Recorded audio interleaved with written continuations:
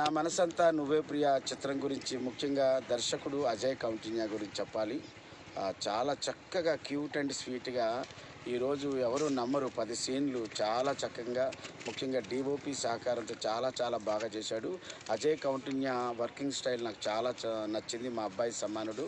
ఇంకా మరిన్ని చిత్రాలు తీయాలని ఆర్టిస్ట్కి అర్థమయ్యే రీతిలో చాలా చక్కగా చిత్రీకరించాడు.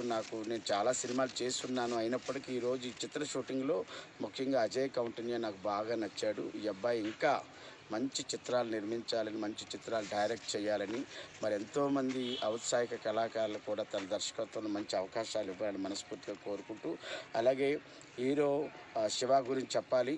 తెలుగు భాష రాకపోయినప్పుడు కూడా తన చేత బాగా యాక్ట్ చేయించి ఆ తెలుగు డైలాగులు చెప్తుంటే నేనే షాక్ అయ్యాను.